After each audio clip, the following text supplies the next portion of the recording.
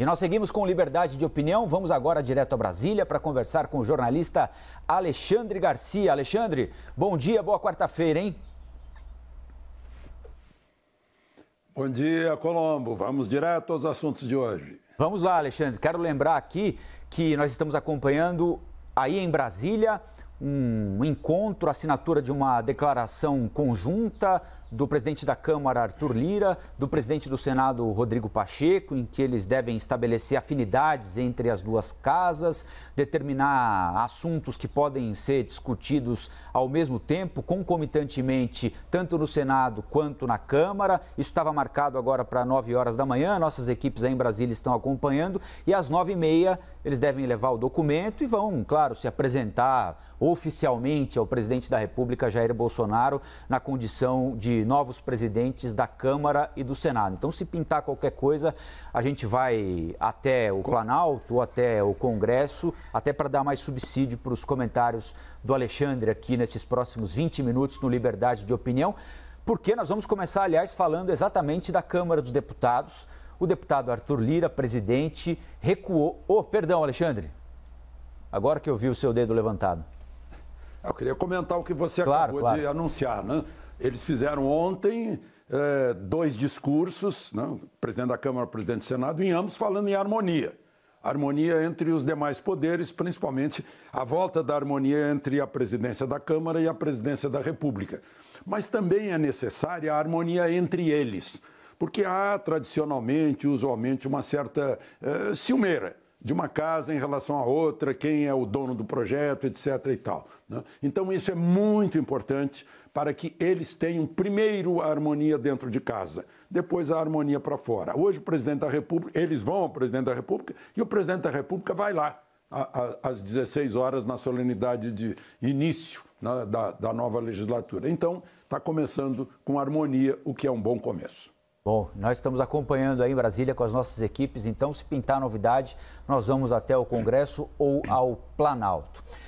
O deputado Arthur Lira, novo presidente da Câmara, recuou após aquele impasse sobre cargos na mesa diretora, que vão ser definidos, aliás, daqui a pouquinho também, a partir das 10 horas da manhã.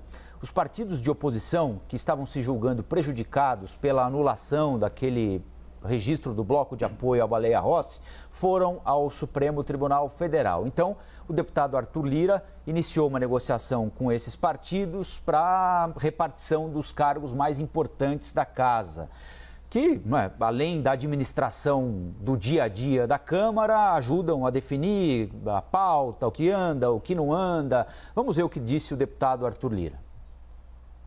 Foi construído um acordo de todas as lideranças dos 2 blocos e o que permitirá para que a Casa vote numa eleição rápida, restabelecendo alguns critérios que foram acertados na decisão de ontem e houve pacificação a princípio sobre a participação quantitativa dos 2 blocos. Bom, o presidente da Câmara ofereceu a esses partidos do bloco derrotado 2 dos 6 cargos titulares da mesa e mais 2 suplências. Acordo aparentemente aceito, o PDT foi até o Supremo Tribunal Federal e retirou a ação. Alexandre, queria que você falasse um pouquinho dessa negociação que tira o Supremo Tribunal Federal da parada, então, e a coisa fica resolvida nas paredes da Câmara mesmo. Pois é, mais uma vez acontece aquilo que o presidente do Supremo disse no seu discurso de posse, né? Que pequenos partidos, sem voto no plenário, sem voto no Congresso, usam o Supremo como um instrumento, né? Para tomar decisões políticas, né?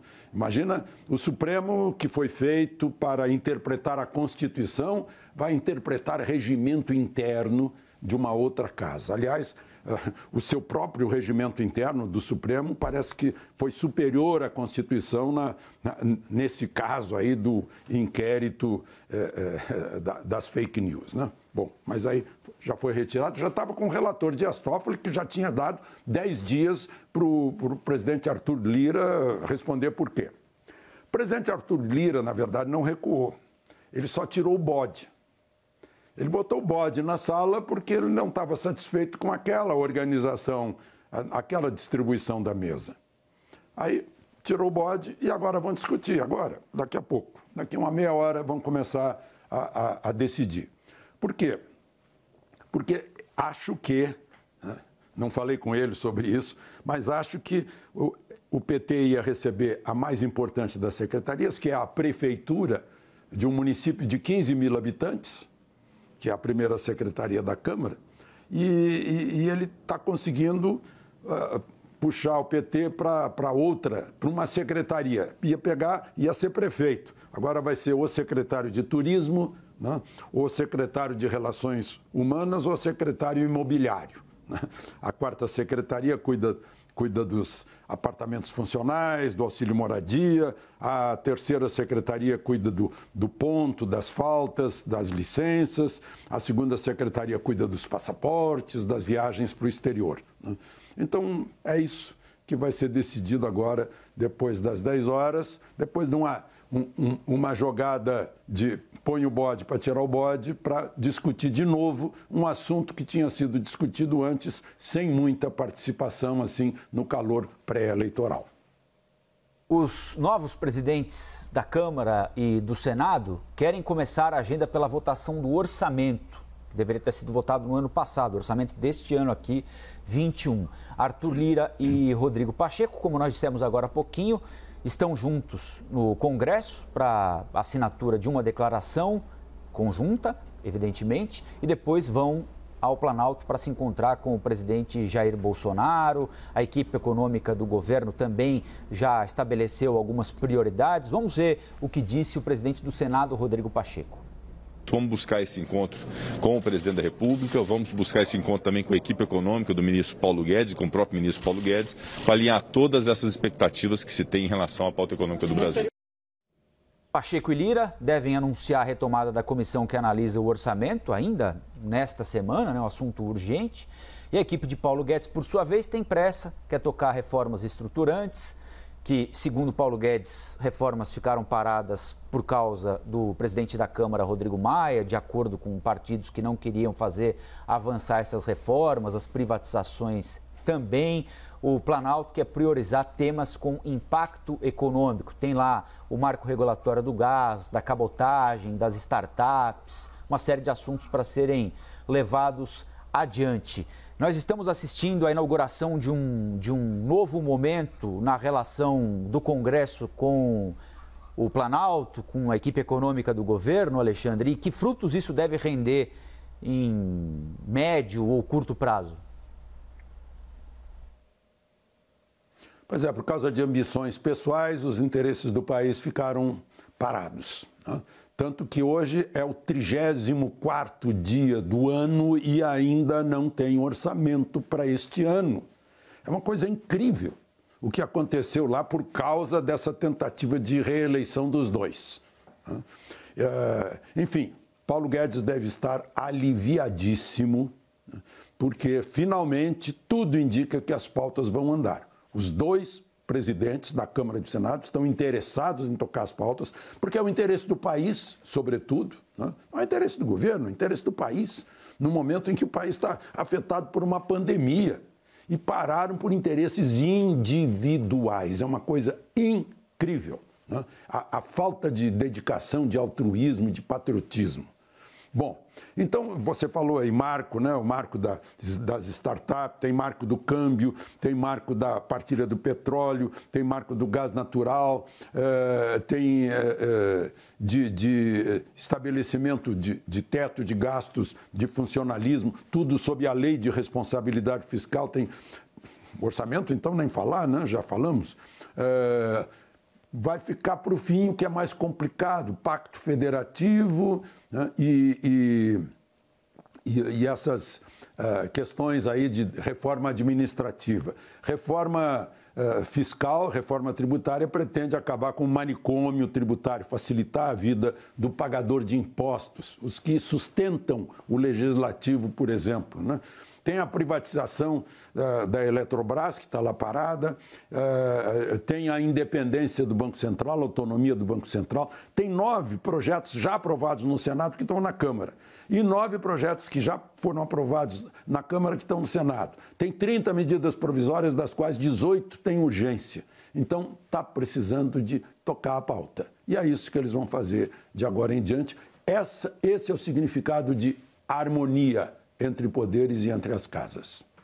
Bom, daqui a pouquinho, a partir das 10 horas da manhã, como nós lembramos, haverá a definição da mesa diretora, da nova composição da mesa diretora na Câmara dos Deputados, e é evidente que outros cargos importantes serão definidos entre hoje e próximos dias, as comissões, por exemplo, né? E a deputada federal Bia Kicis, do PSL, disse aos analistas de política da CNN, Caio Junqueira e Thaís Arbex, que será a presidente da Comissão de Constituição e Justiça da Câmara dos Deputados.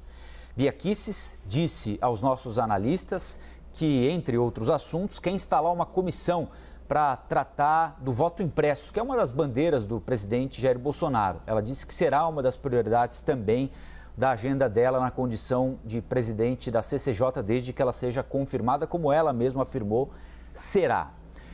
Se confirmada a indicação que ela mesma está confirmando, Alexandre, é um bom nome para ocupar a comissão mais importante da Câmara? Um excelente nome. Ela já exerceu a vice-presidência, fez um excelente trabalho no ano passado. Ela é uma procuradora de 24 anos de carreira, né? É boa nesse setor e, sobretudo, está afinada com as pautas econômicas, né? As pautas de Paulo Guedes, né? Aquilo que é necessário para tocar a vida econômica brasileira, a vida das empresas, dos pagadores de impostos, a renda, o emprego, está afinadíssima com isso. Então, é uma boa escolha. Agora, eu queria falar um pouquinho mais sobre a necessidade de fazer uma comissão para examinar algo que já foi aprovado 3 vezes pelo Congresso Nacional, que é esse comprovante do voto. Não é voto no papel, como a narrativa tenta botar na cabeça das pessoas. Não, continua a urna eletrônica com um comprovantezinho em papel, como tem o comprovante da máquina do cartão de crédito. Olha, por iniciativa do senador Roberto Requião, isso foi aprovado em 2001 e sancionado pelo presidente Fernando Henrique. Comprovante do voto. Depois, por pressão da Justiça Eleitoral, cujo presidente sempre é do Supremo, foi revogada a lei em 2003. Em 2009, por iniciativa do deputado Flávio Dino, do PCdoB, e de Brizola Neto, do PDT, de novo foi aprovada a lei, né, mandando imprimir o voto. O Supremo revogou, né, dizendo que seria inconstitucional. Aí, em junho de 2015, por 433 votos a 7, né, foi aprovada de novo a lei, iniciativa do deputado Jair Bolsonaro. Aí Dilma vetou. E o veto de Dilma foi derrubado por 368 votos a 56. Já tinha que estar em 2018 na eleição. Mas Gilmar Mendes disse que não haveria tempo para isso. Agora, em setembro, o Supremo, por 9 votos, derrubou de novo a lei. Ou seja, nós temos a coisa incrível de que o Congresso dos Representantes do Povo, todos votados, é contrariado pelo Supremo, que não tem voto, e que diz que não vale o que decidiram os representantes do povo. 3 vezes. Agora a deputada Bia Kicis está falando em tocar esse assunto pela 4ª vez. Na verdade, 5ª vez, né? Porque derrubou-se o voto de Dilma nessa goleada aí de 368 votos. O Ministério da Economia... Alguém não está querendo... Perdão, Alexandre. Perdão também, né? Eu queria concluir dizendo que alguém não está querendo que se tenha confiança na urna, que se não se possa comprovar o voto. Ou como chegou à conclusão o PSDB, quando estava brigando lá na eleição de Dilma e Aécio, né, dizendo, olha, nós tentamos fazer auditoria, mas esse sistema não comporta auditoria, não conseguimos fazer auditoria nesse sistema. Isso é declaração do PSDB naquela época. Bom, vamos falar então da divulgação, Alexandre, de benefícios pelo Ministério da Economia, divulgação de benefícios concedidos a funcionários de 46 empresas estatais controladas pela União. São auxílios que em algumas dessas empresas incluem o pagamento de 100% do salário como adicional de férias, uma ajuda educacional de mais de um salário mínimo por mês para cada filho menor de 18 anos, 13 cestas de alimentação por ano, 100% de benefício de assistência à saúde, inclusive para aposentados. Alexandre, acho que há dois aspectos importantes. Um deles, os benefícios em si, e segundo, qual é a estratégia do Ministério da Economia ao divulgar esses dados? O Ministério da Economia já sentiu, né? Tanto que o secretário de desestatização foi embora. O Matar voltou para a Localiza, porque não aguentou, né? Por exemplo, a privatização da Eletrobras entrou lá na Câmara dos Deputados em janeiro de 2018. E está lá comissão, e não sai nunca. Requerimento contra, e não sai do lugar. Por quê? Não se quer abrir mão, né? Então, eu tive pensando o seguinte, né? Se fosse uma série de perguntas. De quem são as estatais? As estatais são do Estado brasileiro? As estatais são dos seus acionistas? Ou as estatais são, genericamente, do povo brasileiro? Ou nenhuma dessas respostas? O Alexandre segue aqui, estava acompanhando com a gente essa declaração, né, Alexandre? Peço desculpa pela interrupção, mas acho que temos muita coisa importante a partir especialmente do que disse o presidente do Senado, para você abordar aqui no Liberdade. Na economia, então, reformas administrativa e tributária, pacto federativo, pacto emergencial. O presidente do Senado falou também em uma distensão institucional, né, procurar pacificação institucional, por isso ele vai ao presidente Jair Bolsonaro, vai também ao presidente do Supremo, Luiz Fux, e foco completo na vacinação da nossa população, dedicação total dos dois presidentes a tudo que possa facilitar a imunização dos brasileiros e que esteja ao alcance do Congresso, né? Bom, já está sendo um grande dia até esse momento, né? Outros passos serão dados no dia de hoje, mas excelente a manifestação dos dois, né? Falou o presidente do Senado porque ele é presidente do Congresso, então ele é que foi o porta-voz, né? Falou também o presidente da Câmara, que logo já tem o problema das mesas para ser resolvido, né? Vão estar com o presidente da República, depois o presidente da República vai estar no Congresso Nacional. A harmonia, né? É o que estava precisando, harmonia para solucionar os problemas. E a gente viu aí pelo compromisso que é vacina e recuperação da economia. Eu acho que nesse momento aí os agentes da economia, todos, né, os que produzem, os que dão emprego, os que se empregam, devem estar aplaudindo. Foi oportuna e patriótica, maravilhosa essa manifestação que a gente acabou de ouvir, né? Além das reformas que você mencionou, tem mais o uso de fundos públicos para evitar a distensão do endividamento, né? Falaram aí muito sobre respeito a teto de gastos, mas puseram o Congresso Nacional à disposição para fazer as leis necessárias para resolver os grandes problemas nacionais, né? Principalmente as reformas, inclusive algumas reformas difíceis, né? Como a administrativa e a do Pacto Federativo. Então, excelentes notícias, né, nesse 3 de fevereiro e parabéns aos que puseram esses dois na presidência da Câmara e do Senado. Até esse momento é de uma esperança entusiasmante. Alexandre, para a gente não encerrar sem você terminar aquilo que ficou no ar sobre as privatizações, a divulgação dos salários, de benefícios de funcionários de empresas públicas administradas pela União. Pois é, eu estava dizendo, né, Mark, quem é dono da estatal? Se é o Estado brasileiro, se são os acionistas, se é o povo brasileiro ou se nenhuma dessas respostas está certa. Em alguns casos, como dizia o avô do presidente do Banco Central, o Roberto Campos, né? A estatal tem dono, é o próprio funcionário, em alguns casos. Ele se referia na época à Petrobras, né? Então, são as corporações que se protegem. Por exemplo, a Eletrobras não sai do lugar, está desde janeiro de 2018 na Câmara. Por que não sai do lugar? Porque ninguém quer abrir mão, né? Sai até o Samir Mata, volta para localiza, como eu lembrei. Agora, pensem. A telefonia brasileira era estatal.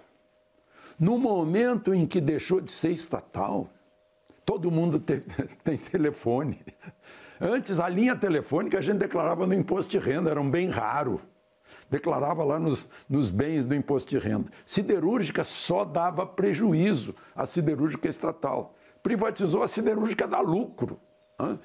Então, alguma coisa não anda muito certa. As companhias privadas que assumiram telefônicas notaram, assim, no início, teve problema sério, né? O paletó está na cadeira, mas o sujeito não estava, né? Então, tem essas questões aí que muitas vezes emperram a tentativa de privatizar, né? Não apenas para formar capital para o governo, para ter circulante no governo vendendo a estatal, mas também para fazer que o setor se torne produtivo, tenha mais produtividade. Muitas vezes é isso, né? Tem excelentes estatais, excelente corpo de funcionários, mas tem esses casos que já foram diagnosticados há anos, né? E a gente viu aí a experiência com a telefonia e as siderúrgicas que deu certo. Só que, só mais uma coisinha, né?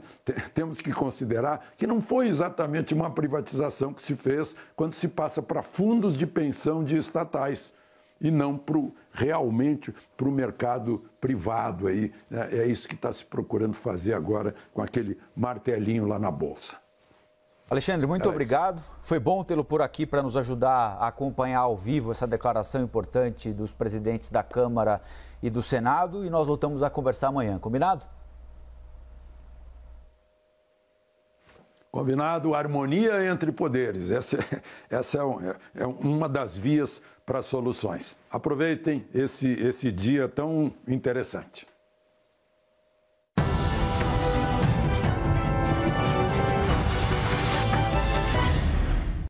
As opiniões emitidas pelos comentaristas do quadro não refletem necessariamente a posição da CNN.